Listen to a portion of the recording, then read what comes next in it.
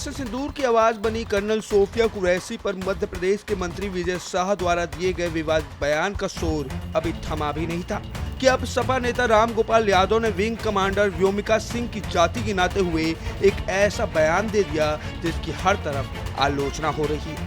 पहले बताते हैं कि रामगोपाल यादव ने व्योमिका सिंह की जाति गिनाते हुए क्या कुछ कहा था।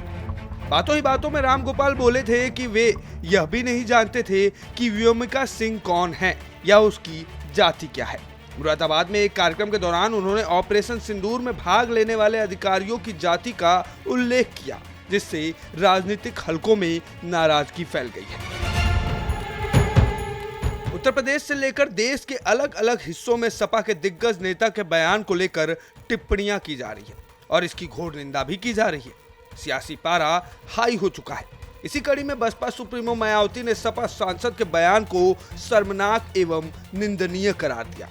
उन्होंने सोशल मीडिया पर लिखा, पाकिस्तान में आतंकियों के खिलाफ भारतीय सेना के ऑपरेशन सिंदूर पराक्रम से पूरा देश गौरवान्वित है। ऐसे में सेना को धर्म और जाति के आधार पर बांटना अनुचित है। बीजेपी के एक मंत्री ने जैसी गलती की थी वैसी ही गलती सपा नेता ने भी की है। वहीं इससे पहले यूपी के मुखिया सीएम योगी आदित्यनाथ ने भी अपने सोशल मीडिया पर पोस्ट करते हुए रामगोपाल यादव पर निशाना साधा था।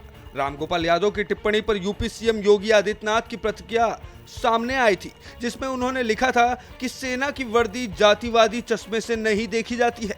भारतीय सेना का प्रत्येक सैनिक राष्ट्र धर्म निभाता है, न कि किसी जाति या मजहब का प्रतिनिधि होता है। जातिगत टिप्पणी वाले मामले में जैसे जैसे सियासत बढ़ रही थी, कई नेताओं की भी कड़ी प्रतिक्रिया देखने को मिल रही थी।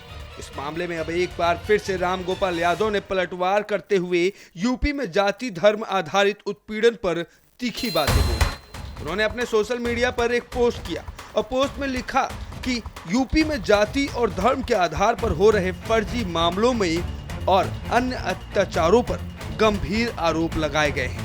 उन्होंने कहा कि जाति धर्म देखकर लोग फर्जी केस बनाए जा रहे हैं और एनकाउंटर किए जा रहे हैं। जाति धर्म के आधार पर गैंगस्टर बनाकर लोगों की संपत्ति जब्त की जा रही है और महिलाओं पर भी इसी आधार पर अत्याचार होते हैं। उन्होंने आगे ये भी कहा कि मुख्यमंत्री की नाक के नीचे ही अल्पसंख्यकों, दलितों और पिछड़ों पर अत्याचार बढ़ने लगा है और वो समाज में सामंजस्य और न्याय के लिए एक बड़ा खतरा है।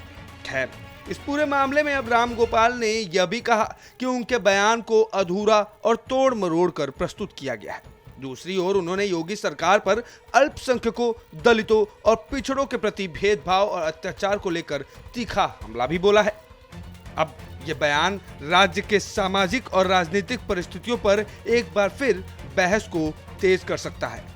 बहरहाल, इस पूरे मामले पर आपकी राय और प्रतिक्रिया क्या है, कमेंट बॉक्स में जरूर बताइएगा।